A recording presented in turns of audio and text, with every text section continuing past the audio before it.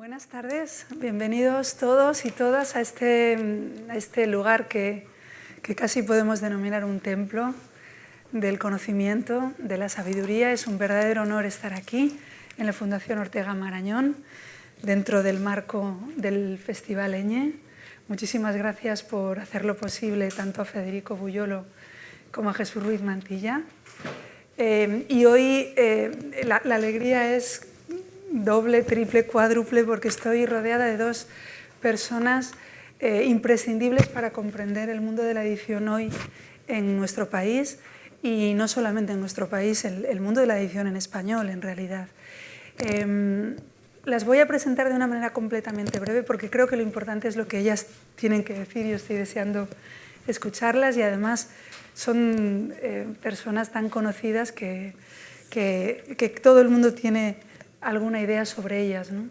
Tienen en común algo fundamental, y es que ambas son personas que han estado en el mundo de la edición muchísimos años, desde siempre prácticamente. Y eso quiere decir que han pasado por muchos lugares, han pasado por diferentes editoriales. En el caso de Silvia, la editorial Labor, la editorial Círculo de Lectores, Ediciones Destino, Anagrama ahora, que es, bueno, pues una especie también de catedral, ¿no?, de las letras en español. Y en el caso de Pilar exactamente igual, ha estado en la mítica Losada, ha estado en Turner Publicaciones, ha estado en Alfaguara. Es decir, tenemos que vestirnos de largo para una suerte. Sí, para decir en público ya solo el CV. Entonces, ellas conocen muy bien el mundo de la publicación y de la edición. Yo agradezco mucho, siempre que nos reunimos para hablar del libro, derivamos hacia, hay tantas bifurcaciones posibles en el mundo del libro, que se deriva en muchos casos hacia las historias, hacia las ideas, los escritores, los poetas. Pocas veces, como en este caso, se tiene la buena idea de analizar algo tan imprescindible para que podamos tomar un libro en las manos. Todo el trabajo, todo el esfuerzo que hay detrás, toda la inteligencia motriz que hay detrás de la edición. Y por lo tanto, para mí es un honor y un placer acompañar a Pilar y a Silvia en esta tarde de puesta de largo. Para los que nos gustaría saber un poco más sobre el mundo de la edición, y siempre hemos estado deseando una oportunidad como esta. La charla de hoy, como todos ustedes han podido comprobar, tiene un título muy definitorio. Se titula «¿Cómo hemos llegado hasta aquí?».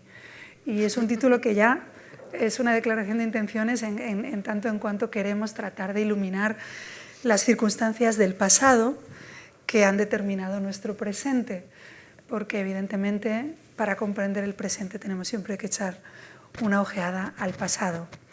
Y a mí, en principio, me gustaría lanzaros una pregunta más general para ambas.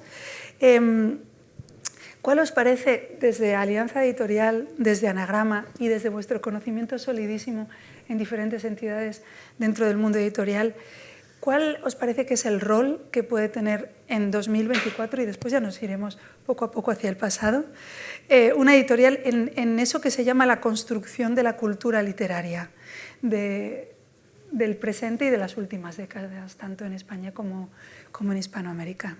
Silvia, Pilar. Silvia, por favor. Paso palabra. Pues muchísimas gracias Raquel por esta presentación, y a Federico también por la invitación a hablar aquí, y por supuesto a Pilar, que lo sabe todo y que es un placer compartir mesa. ¿Cómo hemos llegado hasta aquí? Bueno, yo creo que nosotras hemos tenido por edad la suerte y también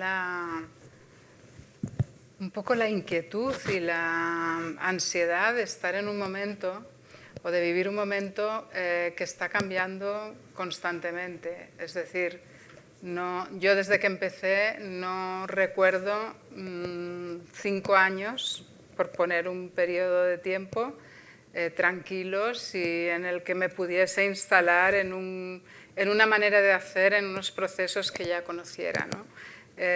Ha sido un cambio constante, pues desde una edición tradicional, que no solo tecnológicamente, donde todavía trabajábamos con fotolitos y y con galeradas antes de las compaginadas, es decir, algo muy, muy artesanal todavía, hasta los años 90-2000, donde la aceleración tecnológica y también el proceso, digamos, de los grandes grupos editoriales en España, pero en todo el mundo, de compra y de concentración, se fue dando pues, en esos años. Y eso lleva también a un cambio clarísimo en la forma de entender lo que es la edición, ¿no? Yo creo que pasan muchas cosas, de pronto hay una explosión también por esa revolución tecnológica de editores independientes que toman un poco el relevo pues, de estas editoriales de los 60, de los 50 que pasan a ser absorbidas por los grupos. Y en ese movimiento y en ese equilibrio pues estamos. En este momento en el que todavía están pasando más cosas, ¿no? Es decir, por un lado, ese equilibrio y la forma de proponer una edición comprometida y que quiere intervenir en la cultura y en el debate público, a la vez que tiene que ser rentable y atender al mercado. Y por otro lado, pues bueno, hablábamos antes de la inteligencia artificial y de todas las incógnitas y también las posibilidades que tiene, ¿no? Y ese es un poco el panorama, creo. No, muy bien contado. Bueno, pues lo mismo. Oye, mil gracias por invitarme y por estar en esta charla con vosotras, a Federico, a Jesús también. Y un placer, que además yo veo con Silvia nunca habíamos estado así en un diálogo tanto rato. Exactamente el mismo, mi trayectoria se parece mucho a la de Silvia en el sentido de que uno de los grandes movimientos de los últimos años, como todos sabemos, pues ha sido esta eclosión maravillosa de las pequeñas editoriales independientes, muy francotiradoras, muy personalistas, muy de su creador, muy con un carácter, digamos, de unos editores jóvenes que han venido a intervenir, pero yo en mi trayectoria, las 4 editoriales en las que he estado eran siempre sellos ya con una trayectoria, ya con una personalidad, establecidos por editores, por los pequeños editores independientes y francotiradores de los años 50 y 60, claro. De manera que siempre me he incorporado a un sello que ya tenía una historia detrás. Y ahí, en la construcción del catálogo, en seguir un poco una labor ya hecha, pues tienes el doble peso, por un lado, de no fastidiar una cosa maravillosa, porque llegas pues, a un Losada, a un Destino, a un Labor, a un Alfaguara, y claro, tienes el peso de que ya hay toda una historia. Y por otro lado, el de seguir, yo siempre pienso que construir un catálogo y proponer una serie de autores y de libros al año, al final no deja de ser proponer una conversación, dar un tema de conversación a unos lectores que no sabes nunca si están ahí o no, si te van a responder o no, pero lo que quieres es establecer un canal de comunicación con ellos.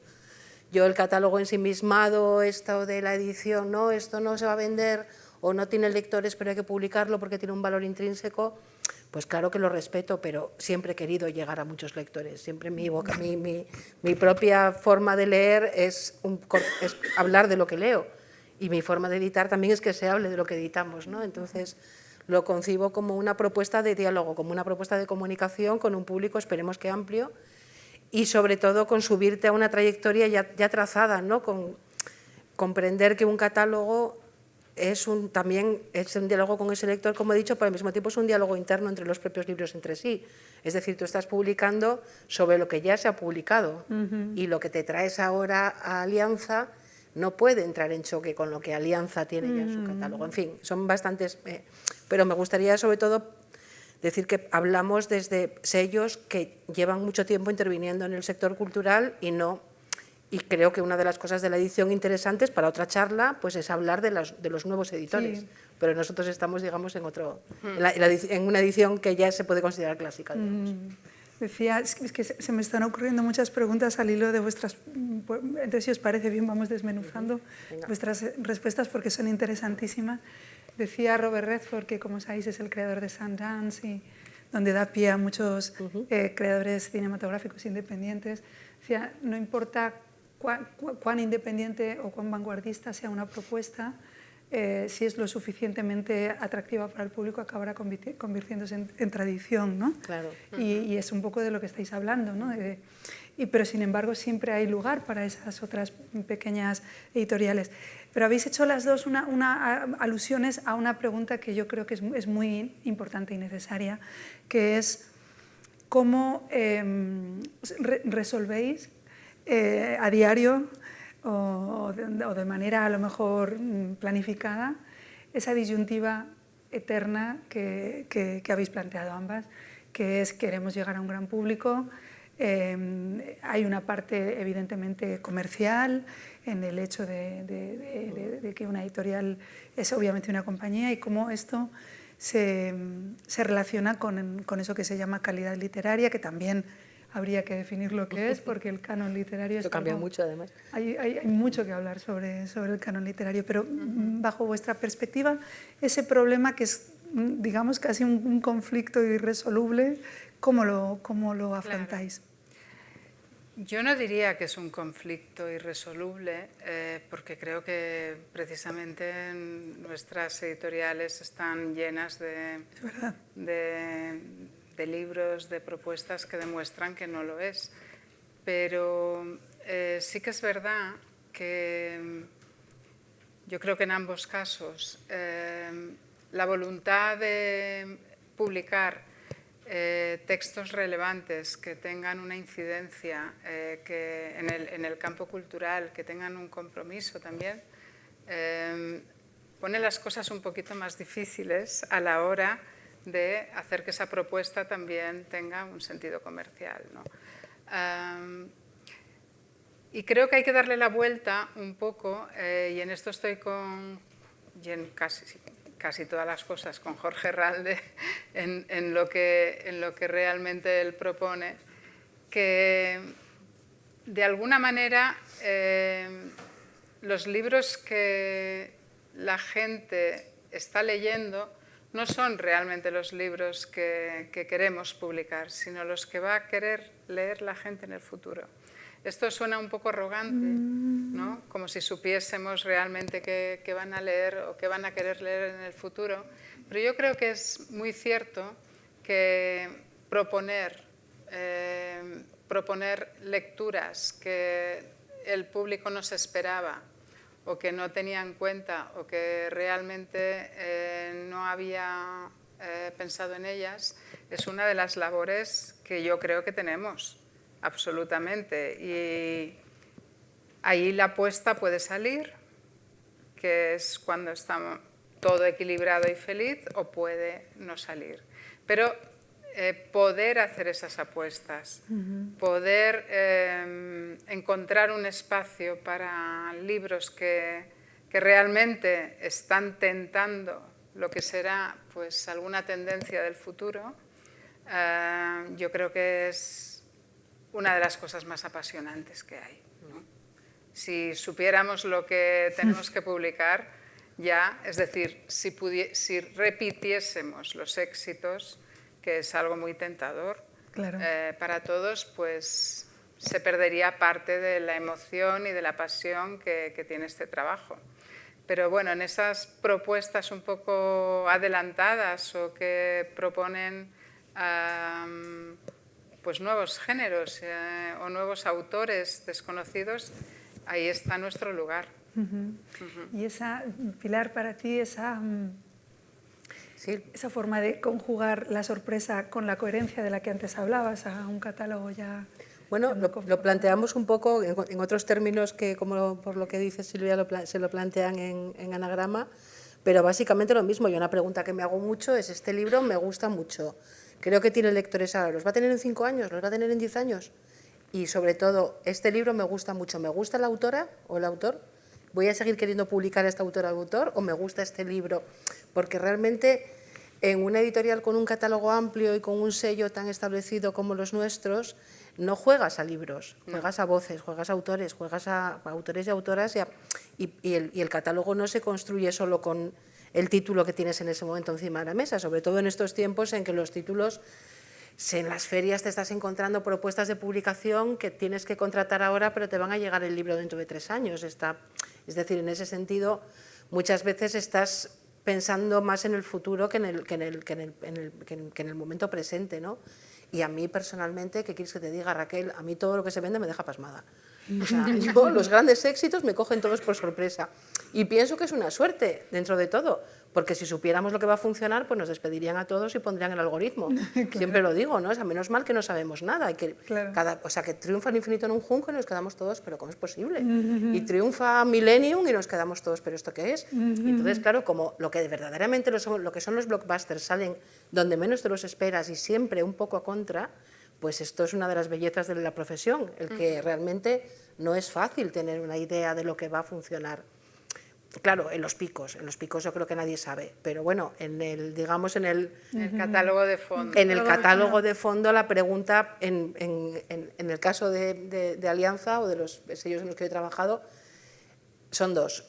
Este libro lo voy a querer leer dentro de 5 años y la persona que ha escrito este libro la voy a querer seguir leyendo después de este libro, y si esas dos preguntas la respuesta es sí, pues ya seguimos hablando. Claro. Pero me hago primero esas dos preguntas. Y yo os pregunto a ambas también, porque el territorio en el que nos estamos adentrando tiene también un poco de magia, ¿no? Un poco de poesía, nadie sabe a ciencia cierta efectivamente por qué gustan las cosas en un momento dado, qué tecla tocan en la gente para que se enloquezca o le parezca que le está contando cosas muy pertinentes una historia. Y vosotras como directoras editoriales, ¿cuál es la parte de vuestra intuición que se pone en juego? Porque me imagino, yo creo que es una labor también artística, ¿no? Esto de, me gusta este libro, pero a esta persona me va a gustar, voy a hacer una proyección de futuro, absorbo la energía que me desprende, aparte de la historia concreta. O sea, me da la sensación de que hay una labor que tiene mucho que ver también con el arte, en cierto modo, ¿no? En esta selección intuitiva, entre intuitiva y dirigida, ¿no? Sí, claro, es difícil establecer reglas, ¿no? Porque yo diría, como muy bien ha dicho Pilar, te haces estas preguntas y también te haces otra, que comentabas un poquito antes, que es cómo se relaciona este título con el catálogo, ¿no? Cómo se relaciona con el propio catálogo, porque eso es muy importante. Y yo creo que ahí sí que está una labor, si quieres llamarle creativa, pero de absoluta formación constante de ese catálogo. Eso sí que es una creación. Y en la coherencia y en la sorpresa dentro del propio catálogo y dentro del idioma que manejan todos esos libros. Allí hay, yo creo que una necesidad de realmente seguir pues, un curso que a los lectores también les sea reconocible, ¿no? Que tu editorial acabe siendo una marca, un lugar donde encuentras un tipo de libro que no sabes lo que tiene, pero que realmente te da seguridad, ¿no? Entonces, bueno, yo creo que hay muchas formas, ¿no? De utilizar esa intuición y después utilizar medios más seguros para corroborar esa intuición o no, ¿no? Porque si no... Yo creo que a veces con un autor, no sé, a mí me ha pasado que quizás el texto completo no creía que tuviese una perfección o un acabado realmente total, pero sí ver algunas imágenes o algunos párrafos en donde ves una idea o una simple imagen o una reflexión, dices, bueno, aquí hay alguien, ¿no? O hay una voz, o hay un estilo, o esto. Entonces apuestas un poco pues, por ese futuro. Es decir, no por ese libro en concreto que quizás no tenga el acabado que realmente te imaginas o que puedes desear, pero sí que le ves pues una fuerza en la voz, algo que te interesa y que te hace apostar por ello. Y eso a veces puede ser una apuesta de muchos años y de muchos libros. Si es que haces una política de autor, que es el caso de Anagrama, claro, donde pues hay más de 20 autores, 25 autores que tienen más de 10 libros publicados en la editorial, ¿no? Entonces, cuando hay esas apuestas, realmente pasan cosas, ¿no?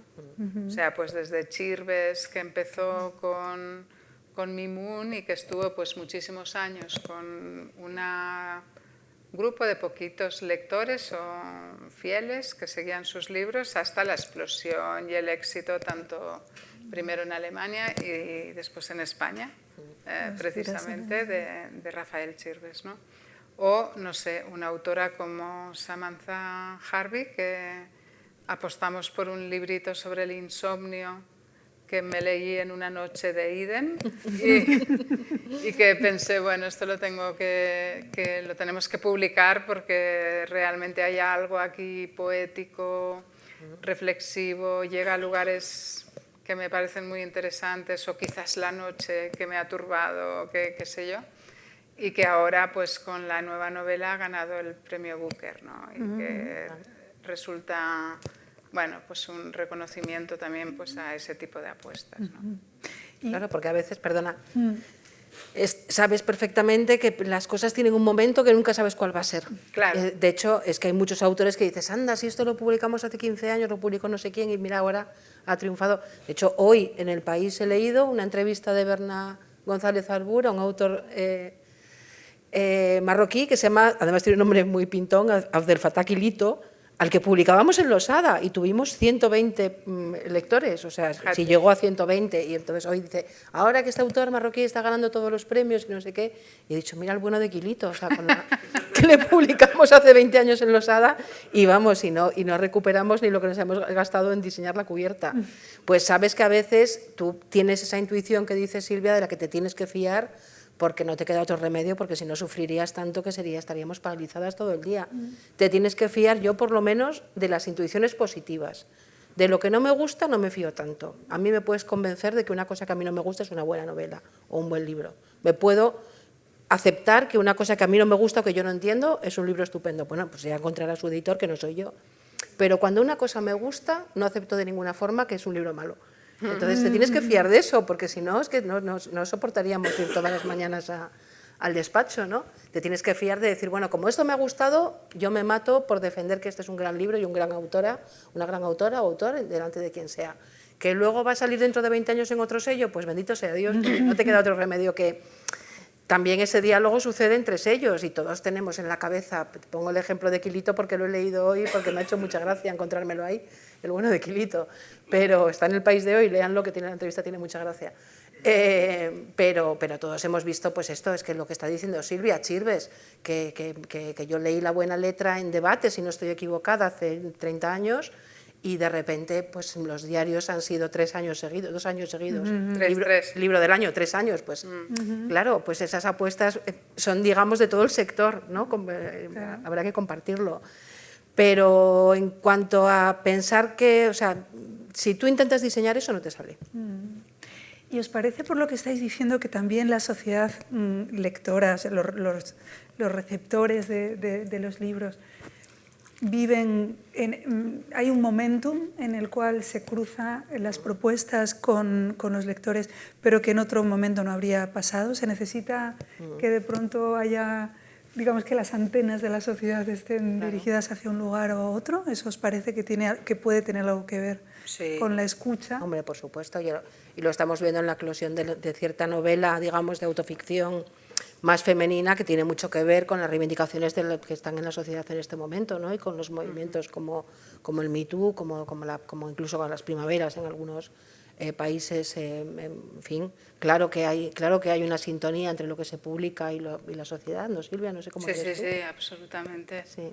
Pero digamos que en corrientes que quizás están más cercanas a un tipo de narrativa más del momento o más incluso periodística, si me apuras, ¿no? O más...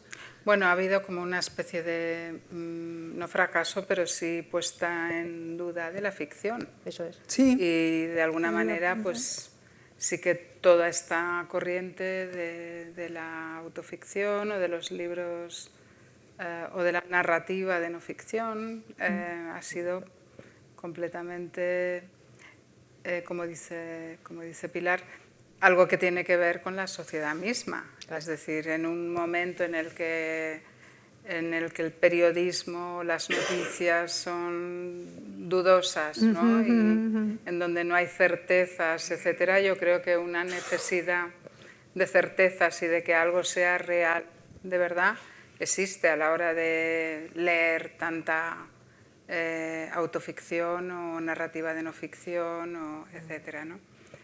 Pero sí que es verdad que esto se puede analizar de una forma bastante clara, pero hay otras cuestiones, otros libros que no tienen una explicación tan clara de por qué ahora llegan a conectar con los lectores, que seguramente pues, en la academia se podrán analizar este tipo de cosas, pero que suceden, pues eso, pues desde los títulos pioneros de este tipo de narrativa que no se comían un rosco pues hace 15 años hasta bueno, lo que comentábamos de Chirves, que tardó unos cuantos años, otros muchos autores que han tenido una trayectoria y bueno, Manuel Vilas, ¿no? Por ejemplo. Ordesa, yo estaba allí. Sí, cuando pasó exacto. Ordesa, claro. Nadie lo esperaba. Nadie lo esperaba. Nadie lo esperaba. Manuel Vilas era un autor, además, muy maldito, buscadamente maldito, ¿no? Era un poeta así un poco, bueno, maldito.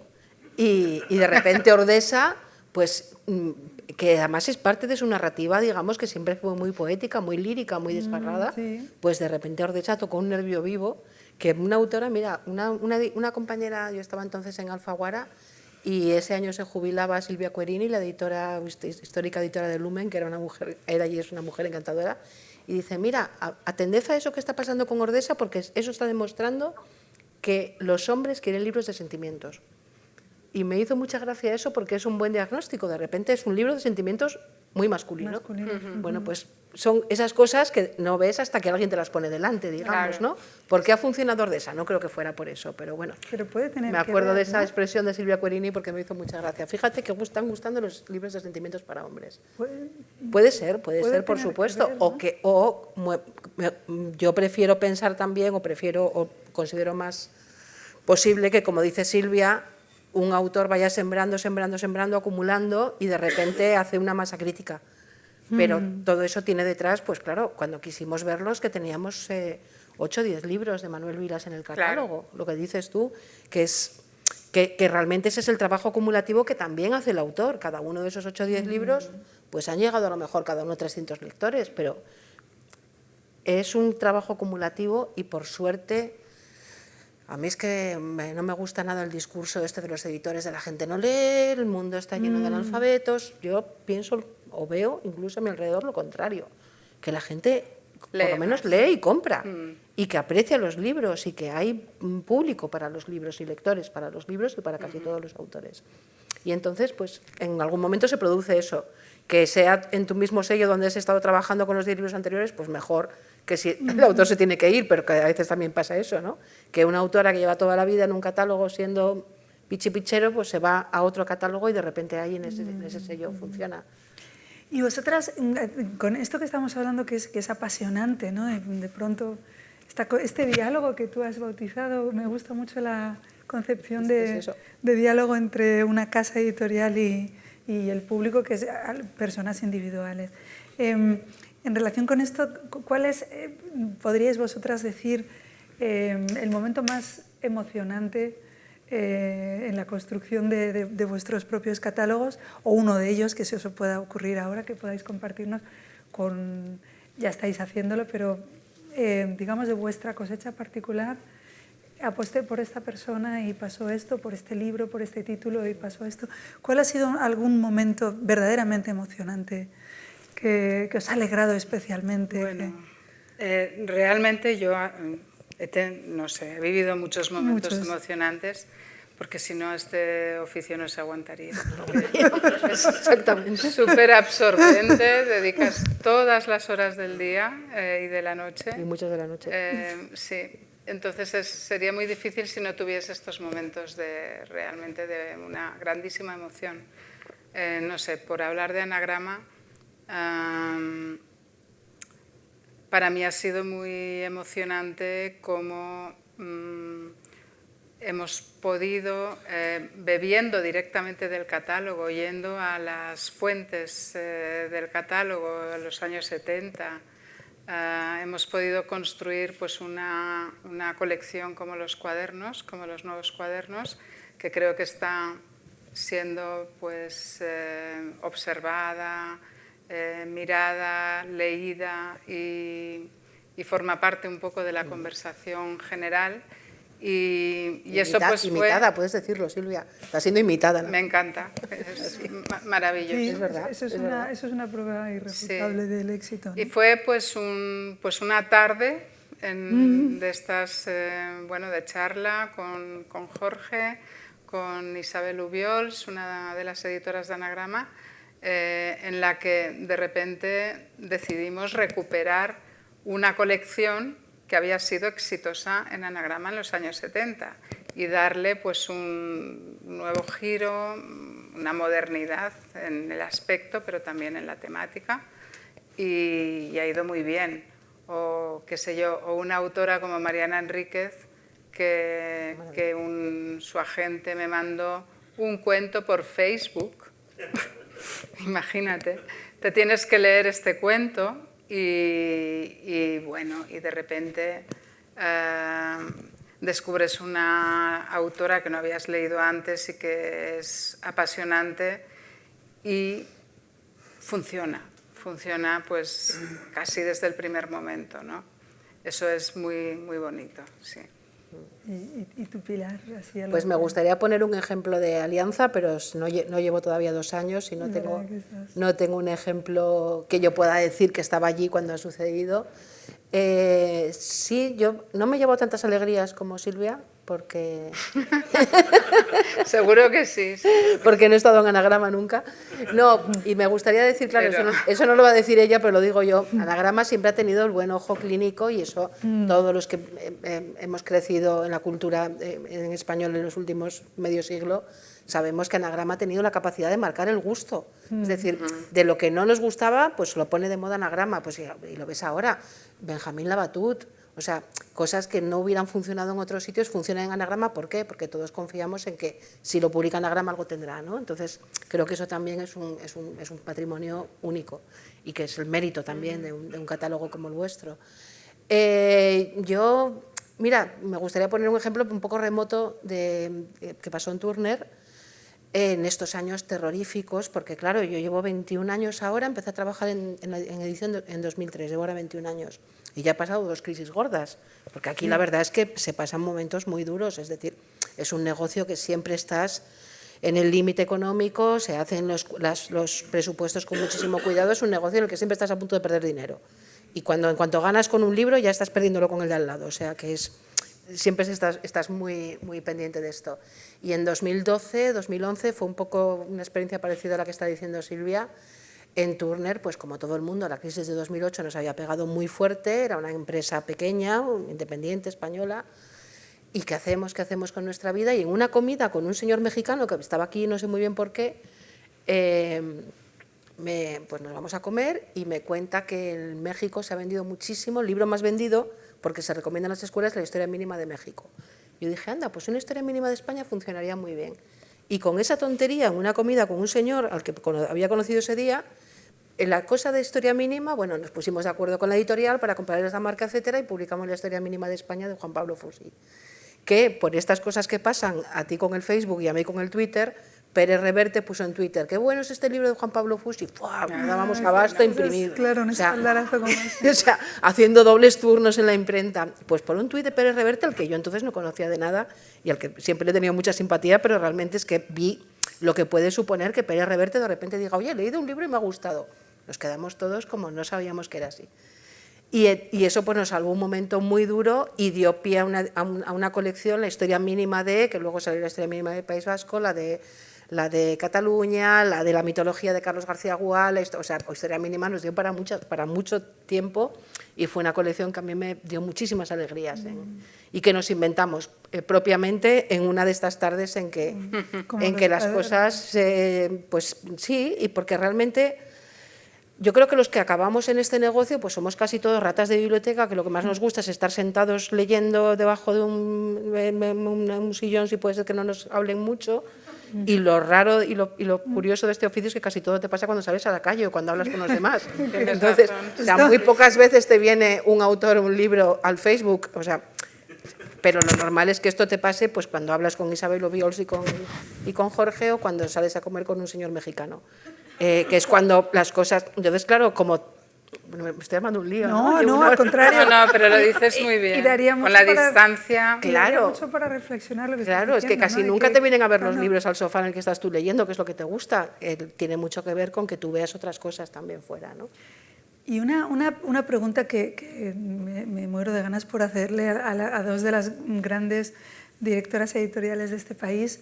Autoedición, que es un tema bastante en boga. La autoedición frente al mundo editorial. ¿Democratización cultural o retroceso del criterio literario? Uy, pregunta más amplia. Sí. Yo debo reconocer que no presto demasiada atención, o sea, me llegan cosas, claro, hay autores que se han autoeditado y que te llega su manuscrito y te dicen, no, mi primer libro, mi segundo. No es una fuente en la que yo esté buscando, creo que hay un tipo de edición, digamos, más comercial, más de gente joven, o sea, tenemos en el grupo Anaya, al que pertenece a Alianza, un par de sellos de narrativa más romántica, más joven, que efectivamente beben mucho de la autoedición. Creo que hay una actividad brutal y maravillosa. Yo me he quedado un poco más en los autores cuando tenían blog. Ahí sí estaba yo cotillando todo el día blogs por aquí y por allá.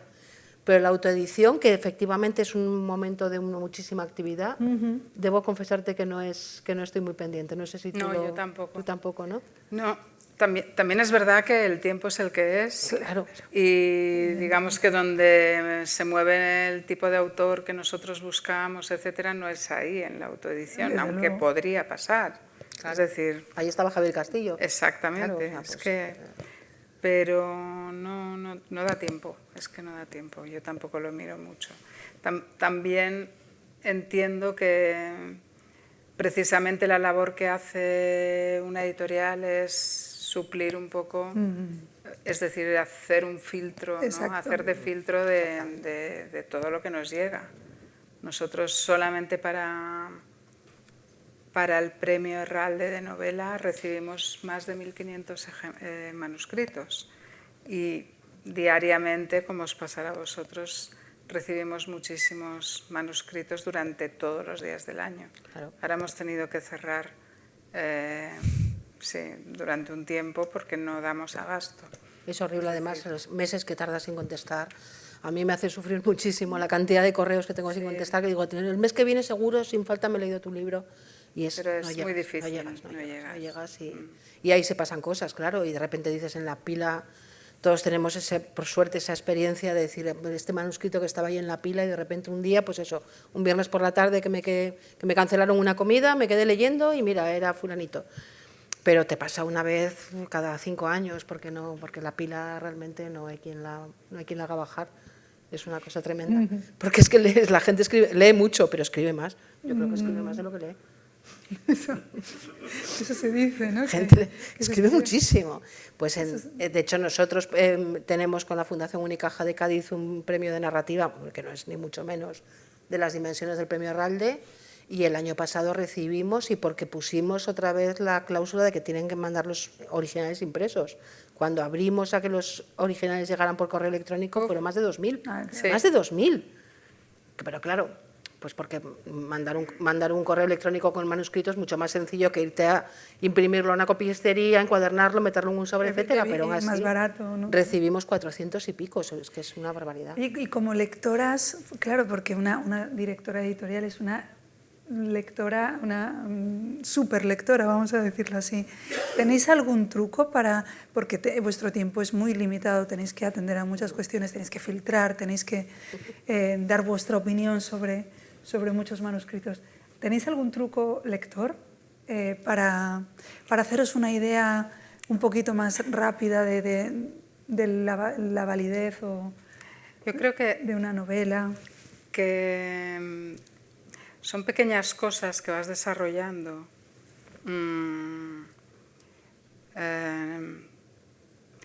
Si no encuentras algo que realmente... Porque claro, tampoco estás solamente analizando si ese manuscrito es bueno o es malo. Es decir, eso, en fin, puede ocurrir que sea un manuscrito correcto, bueno, pero que por lo que sea no te encaje.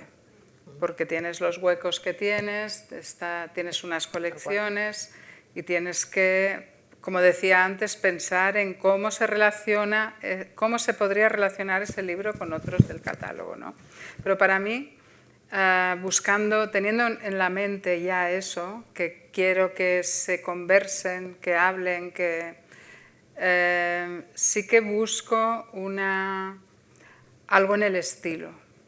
Es decir, no me importa tanto el tema, en realidad, en un primer momento, como el estilo, como ver algo que, pues eso, lo que os decía antes, una imagen, una forma, incluso una sintaxis completamente única, ¿no? O sea, estás buscando, yo al menos busco algo que diferencie a ese libro de todos los demás. No, yo tengo el sistema clásico que aprendí de las primeras 3 páginas, las 3 últimas y la página 69. Es muy sexy. Que funciona. ¿En serio? Por eso que me lo enseñó, sí, sí. Me encanta. Las 3 primeras, las 3 últimas y la 69. Y si pasa esa prueba, que se hace en 10 minutos, pues ya sigues leyendo. No siempre, pero bueno, sobre todo, a mí una recomendación que siempre me funciona es la de otros autores. Entonces, todo lo que te llega de las agencias, todo lo que te llega de los editores extranjeros, todo lo que te cuentan en las ferias, todo lo que te llega simplemente de desconocidos, pues eso, a tu correo, pues lo vas manejando como puedes. Pero un autora que ya publica, si quieres, te llama y te dice, oye, mi amigo fulanito, mira, me conocí el otro día este periodista, me ha encantado su novela, pues eso lo miras con un poco de atención. Y, por ejemplo, eso, la primera prueba es esa, el principio y el final de una página, que puede ser la 69 porque es la que la técnica clásica manda, pero puede ser cualquiera y realmente te haces una idea. Y yo aprendí, claro, porque yo empecé en esto haciendo cribas para premios. Mi primer trabajo editorial, cuando estaba buscando mi primer trabajo en una editorial y no encontraba, pues fui a hacer cribas para premios y de repente me aterrizaban en casa, pues eso, las cribas de los premios, 200 novelas para informar en 15 días. Sí, sí, eso lo he hecho yo claro. vamos, era mi primer trabajo y también he sido traductora. Y desarrollé, pues y además les aconsejo que lo prueben porque funciona bastante bien y no es difícil de aprender, la lectura en diagonal, que es leer la primera frase de cada párrafo y luego ir buscando los verbos. Y te haces una idea del libro en 1 hora. No te diría que te lees el libro, pero si desarrollas la técnica, pero claro, eso te vale para una criba de premios que eres colaborador externo. Yo como editor eso ya no lo hago, porque, como dice Silvia, tienes que darte la oportunidad, que a veces también las prisas y la pereza y la propia cansancio del día a día te quitan un poco esas ganas de que de repente la escritura te sorprenda, ¿no? Y te dé un susto y te diga, coño, aquí hay algo, ¿no? Y eso solo pasa con la lectura un poco pausada, no se puede hacer lectura en diagonal y encontrar un labatut, es imposible. Tenemos un trabajo que exige tiempo. Y es precisamente lo que... Pero vamos, técnicas hay. Sí, O sea, hay la página 69 no falla, o sea... Yo lo voy a probar, Yo lo voy a probar. No se nos va a olvidar el número. Sí, a mí eso... No me acuerdo quién me lo enseñó yo, pues yo creo que es mi primer trabajo. Te lees el principio y el final. Una cosa que a la gente, a los lectores nos interesa mucho y seguramente estáis bueno, pues hartas de escuchar, no, es que una novela si no tiene apoyo publicitario por parte de la casa editorial, no tal y cual. Y esto es algo que se dice, ¿no?, desde fuera, sin saber en absoluto cómo funcionan las cosas por dentro. Por eso yo quiero aprovechar que estáis aquí ahora para que nos podáis explicar, en vuestra opinión, qué le ayuda más a un libro. Tú acabas de decir algo muy interesante, ¿no?, lo de los influencers o una persona de mucho peso, con muchísimos seguidores. También están, por otro lado, las críticas literarias un poco más tradicionales, el boca a boca. ¿Qué os parece, o una suma de todo, qué os parece que puede ayudar más a un libro en la realidad, no en la percepción seguramente distorsionada de los... Yo creo que lo primero que le ayuda a un libro es el libro mismo. Es decir, a veces todos hemos visto, y tú seguro que también, y lo has sufrido, libros que apoyas muchísimo y que realmente haces una promoción, que tienen los blurbs de los autores, y si el libro no conecta, no puedes hacer nada. E incluso algunas veces he oído a editores mayores que yo decir que es imposible levantar un muerto, pues se refieren a esto, es que es imposible. Y lo sabes casi desde el principio. Claro, incluso cambiando de técnica. Es decir, dices, no, me he equivocado, no lo quería enfocar por aquí, no se puede. Es una cosa que parece casi una ley. Entonces, el libro mismo, obviamente tiene que tener una presencia, tiene que estar en librerías, tiene que conseguir, pues, con suerte, el apoyo de lectores de relevancia. Supongo que cuando todo se une, ¿no? La prensa, las críticas, los comentarios o las recomendaciones, el boca a oreja, que es lo que mejor va, ¿no? La lectura de los lectores, ¿no? De los propios lectores. Pero el libro ganador está ya en el propio texto, ¿no? Sí, hay un momento muy, muy crítico en los libros que cada día tienen una vida más corta. Las editoriales solemos decir que son entre 12 y 16 semanas, para que tú sepas ya cómo ha ido ese libro, pero hay un momento muy crítico que es la quinta semana, en el que ves que si hay el libro, aunque sea muy poquito, empieza a crecer un poquito, o sea, si vende más en la sexta que en la quinta, es porque la gente lo está recomendando, o yo quiero creer eso, ¿no? Entonces, porque lo normal es que el libro salga, venda un poquito y empieza a caer enseguida, pero si ves que en las 5 o 6 semanas el libro sube un poquito, o por lo menos un poquito, es porque los que ya no lo han leído lo están empezando a regalar o a recomendar. Ahí el libro tiene una segunda oportunidad. Pero a mí la verdad es que las grandes alegrías que me he llevado con libros que no te esperabas han venido siempre por una recomendación en un medio importante de un peso pesado, ¿no? Que eso se echa mucho de menos, lo que era en nuestra juventud Rafael Conte o el crítico alemán que se inventó a Javier Marías. Ray Ranick o el mismo Vargas Llosa con Cercas, por ejemplo. Exactamente, Vargas Llosa con Cercas. Vamos, en mi caso yo tengo un ejemplo clarísimo, que fue un libro que a mí en muchos sentidos nos cambió la vida a todos los que participamos en él, que fue La España vacía, de Sergio del Molino. El libro se publicó en Turner. Pues sabíamos que el libro era lo mejor que se iba a publicar en mucho tiempo en España. Yo no tenía la menor duda desde el día que lo leí. Pero a la semana de publicarlo salió una página entera de Muñoz Molina, al que nadie conocía de nada, ni el autor ni yo habíamos hablado con él jamás, diciendo este libro impresionante, no sé qué, tal, una página. Y ahí empezó.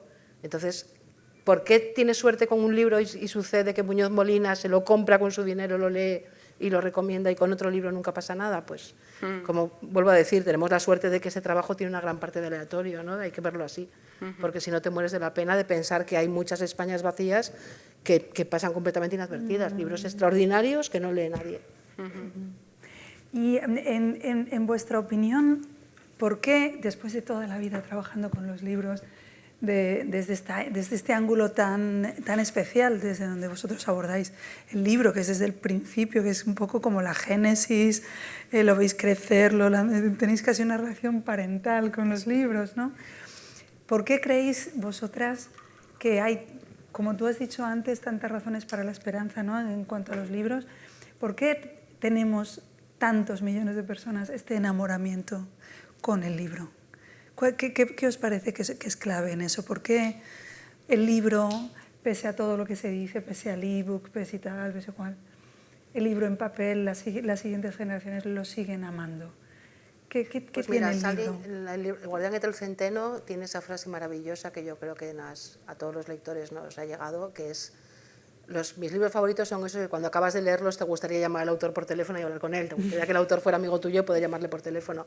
Es que yo creo que en todas las demás artes, y yo con la mejor voluntad voy a museos y al teatro y a donde hay que ir, pero en ningún arte siento ganas de llamar por teléfono a nadie.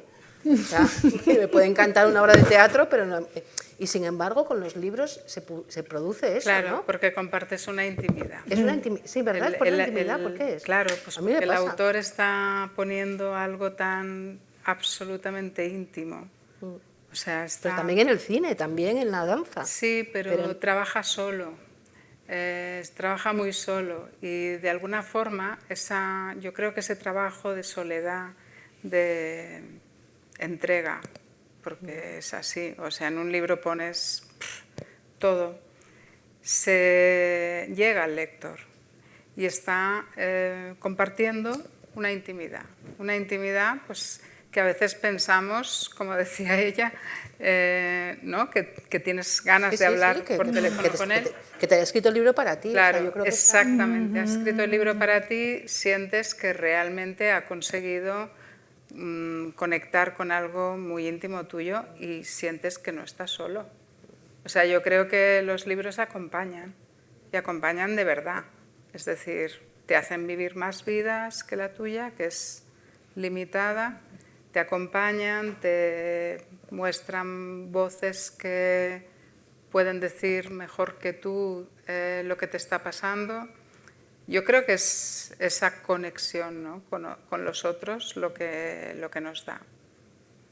Que quizás en otras artes pues no es tan inmediata. Sí, yo creo que la gente le adora la música que le gusta y va a ver a quien sea, ¿no? Al grupo que te gusta, pero no tienes ese sentimiento de intimidad y lo de la compañía es muy importante. A mí los libros me hacen verdadera compañía, o sea, y lo que esta frase que siempre cita Trapiello de que los libros en diferentes ediciones tienen diferente lectura, sí, pues es que es absolutamente verdad. Nosotros ahora este año, en el año Kafka, hemos vuelto a sacar la obra completa de Kafka en un estuche, no sé qué, o tener, yo qué sé, En busca del tiempo perdido, como está mal que yo les haga la publicidad, pero en un estuche maravilloso diseñado por Estrada que tenemos en Alianza, pues eso a mí me hace mucha más compañía que tener en el Kindle 50.000 millones de archivos PDF, que también los tengo. Incluso te diré que para mí, En busca del tiempo perdido es las primeras ediciones de bolsillo de Alianza. Las de Salinas, ¿verdad? Y no quiero otra. Pues es decir, esa me acompaña y sí, a lo mejor me lo compré en francés porque pienso, ahora me lo tengo que leer Algún en francés. día me lo leeré en francés, yo nunca lo he leído en francés. Pero no voy a tirar nunca las de Alianza, claro. Claro, que además son muy bonitas, ¿verdad? Que es las primeras. Y recuerdo perfectamente algunos subrayados, o dónde estaba la frase, si en la derecha o en la izquierda. Claro, claro, es que los libros hacen mucha compañía y en la pandemia lo vimos, que la gente necesitaba libros y de repente además en la pandemia empezó a comprar unos tochos, que los dos, yo estaba entonces en Alfaguara y estábamos fascinados, empezamos a vender un montón El tambor de hojalata de Günter Grass, que no se había vendido nunca aquel libro. O sea, bueno, se había vendido en su momento, digo yo, ¿no? Pero claro, de repente la gente dijo, hombre, pues por fin tengo 3 meses para leerme El tambor de hojalata. Y ese fenómeno, pues yo creo que también tenemos una deuda para con los lectores y yo no puedo insistir suficiente en la necesidad de corregir bien, de leer mucho, de cuidar el diseño de las cubiertas, de cuidar que el papel no se rompa, tal, porque es que un libro tiene que durarte la vida. O sea, creo que es importante también eso. Yo tengo ahora una pregunta que es diferente para Silvia y para Pilar, y después tengo una pregunta común. ¿Pero cuánto tiempo llevamos aquí? Yo por eso lo estoy anunciando porque son las últimas. Muy bien, perfecto. No, todo lo que quieras y yo estoy encantada. Pero, Pilar, hay una entrevista tuya que yo leí que me interesó mucho, me han interesado muchas entrevistas, pero en esta dijiste algo que a mí me pareció muy esclarecedor. Tú opinabas sobre el futuro del libro digital y decías que en tu opinión estaba actualmente más cerca del audiolibro que del ebook. Sí. Y a mí esto me gustó mucho porque ¿decía yo qué?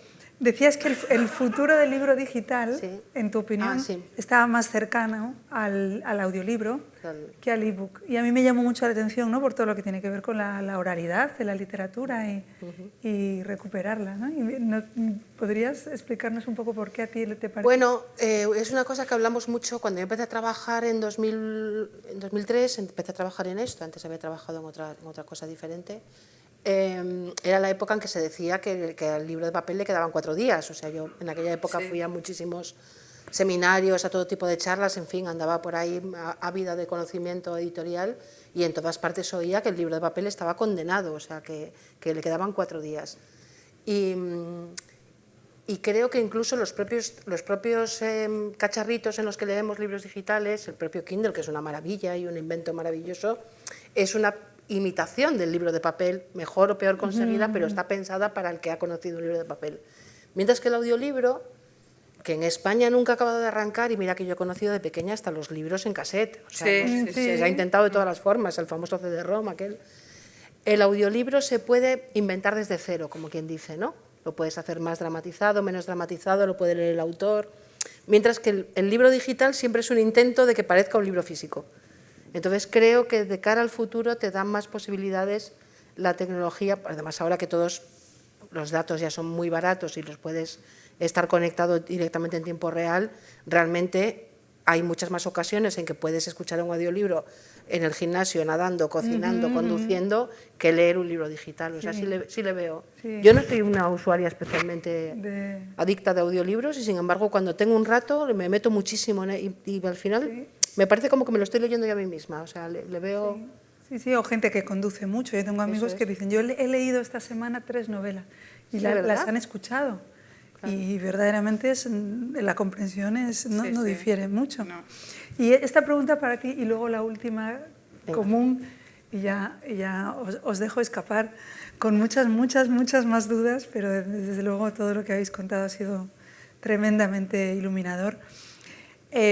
Silvia, tú el año pasado, si no me equivoco, por favor corrígeme si es así, si no fuera así, en 2023 pusiste en marcha la colección Fundación Feltrinelli Archivo Anagrama, que a mí me parece muy interesante. Justamente sale el primer libro ahora en noviembre. Esto es lo que te iba a preguntar, y cuéntanos un poco toda esa correspondencia. Bueno, pues nosotros tenemos en Anagrama un archivo, porque desde el minuto 1 Jorge Ralde tuvo la conciencia de, bueno, también se llevaba mucho más antes esto de guardar copia de todo lo que se hacía, de todas las cartas, etcétera. Pero yo creo que él tuvo una conciencia de archivo muy, muy importante, ¿no? Entonces, lo que tiene este archivo es básicamente correspondencia entre autores, editores, periodistas, etcétera. Pero bueno, también primeras ediciones, es un archivo fotográfico también y de algunos materiales de cubiertas, etcétera. Pero sobre todo es correspondencia. Y pensé en la posibilidad de dar salida a algunas correspondencias muy interesantes y que, no sé, por ejemplo, la que vamos a publicar ahora es Enzensberger con Herralde y es realmente muy interesante para comprender cómo empezó el premio Anagrama de Ensayo,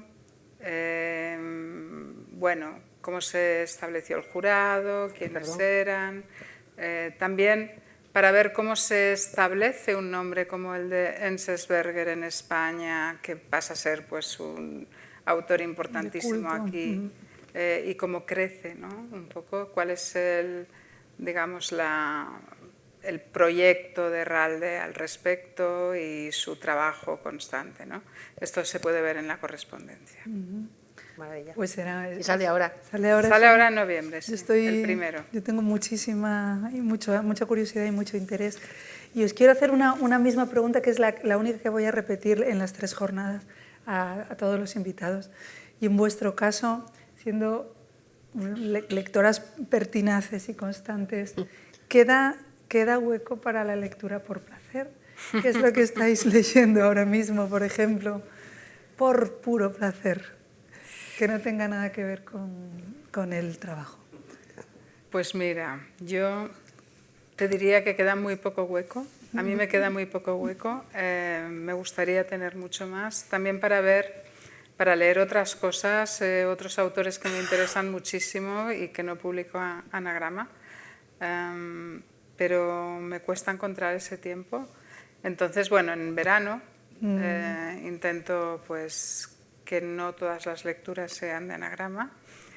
Y luego, pues por la noche, cuando ya me voy a la cama, tengo unos cuantos libros ahí en la mesita, y el último que estaba leyendo es una edición de todos los artículos y los textos que hizo Benjamin a partir de la idea de narrador, ¿no? Y bueno, estoy leyendo esto. Muy interesante, Walter Benjamin siempre actual. Sí, a mí sí me queda tiempo para la lectura por placer, no mucho, claro, y siempre tengo la mala conciencia de que debería estar leyendo un manuscrito que tengo que contestar en vez de una cosa que me apetece muchísimo leer. Pero sí, intento estar muy al día de lo que publican los demás. A mí hay sellos que me enseñan mucho también, más que la crítica incluso. Te lees los suplementos, te lees las críticas extranjeras, pero bueno, pues ver que está publicando pues Blackie Books, sin ir más lejos. O sea, me he leído esto de Blackwater porque es que quiero entenderlo. ¿Y está bien? Pues el primero sí, luego ya Okay. está bien, pero a ver, mejor está Stephen King, ¿para qué nos vamos a engañar? Pero yo quiero entender. Sí, entonces, es básico. en gente tan maravillosa, o sea, es que lo que está haciendo Blackie Books es que es inventándose la edición cada 4 días. No puede ser, hay que matarlos algún día. Entonces, claro, cuando pasan cosas así, pues sí intento estar un poco pendiente. Pero ahora que lo estoy pensando, en realidad eso también es trabajar, ¿no? Un poco sí. Pero sí, y por ejemplo, a mí hay un tipo de narrador que es el narrador de mi vida, pues que son los grandes narradores americanos de mi juventud. John Irving, me leo todo lo que sale, Stephen King, tengo verdadera pasión por Stephen King, y además ya no solo por lo que escribe, por él, o sea, yo soy fenómeno fan total de Stephen King, pues eso, lo era de Paul Auster, en fin, de los autores de mi juventud, sigo leyéndolos por placer. Y ahora que estoy en Alianza tengo un poco la mala conciencia de que me falta mucho clásico español por leer. O sea, yo soy, menos la 4ª serie, me he leído a Galdós creo que entero, pero a Unamuno, por ejemplo, he leído muy poco, de Baruja me falta un montón. Y de repente estoy descubriendo el placer de, mira, como yo no estudio filología, estudio otras cosas, pues estoy descubriendo el placer de tener toda esa maravillosa biblioteca clásica española en Alianza y llevarme de vez en cuando pues Niebla a casa. Y me lo leo con verdadero placer, digo, mira qué bueno es esto. Ya ves, estoy descubriendo el Mediterráneo. No, pero fíjate, el propio Galdós decía, un gran libro, si quieren esperar a que la gente le vuelva a gustar de nuevo, solo hay que esperar un siglo o 2. Claro. Y volverá, bueno, es que Galdós, ojalá, o sea, si yo pudiera pedir un deseo, pediría volver a poder leer a Galdós sin haberlo leído. O sea, es uno de los mayores placeres del mundo. Esto es algo que solo dice una verdadera lectora. No, leer Fortunata y Jacinta sin haberlo leído, imagínate. O sea, quiero volver al momento, el mayor regalo. Al momento antes, justo cuando empecé a leerlo, ¿no? O sea, leer como leíamos a los 16 años, imagínate, descubrir todo, ¿no? Ya, y ahora, es precioso. Es claro, tener todo por... Sí. Claro, yo fíjate, he llegado ahora a uno de los grandes amores de mi vida, uno de los más serios amores de mi vida, que es el bueno de J.D. Salinger, y ahora estoy en Alianza, donde está toda la obra de Salinger, ¿no? Pues si yo pudiera recuperar lo que yo sentía al leer los 9 cuentos de Salinger a los 22 años, pues ya no querría otra felicidad, más que, por lo menos laboral. Pues muchísimas gracias, Silvia, muchísimas gracias, Pilar. A ti, Raquel. Por este rato de felicidad, por darnos también pistas para la felicidad futura, apoyándonos en la felicidad pasada, y sobre todo por entregar toda vuestra inteligencia, toda vuestra alma, toda vuestra intuición, vuestra fantasía y vuestra imaginación al servicio de que podamos seguir leyendo libros, acercándonos a las librerías y sorprendiéndonos. Gracias a vosotras. Gracias. Gracias, Raquel.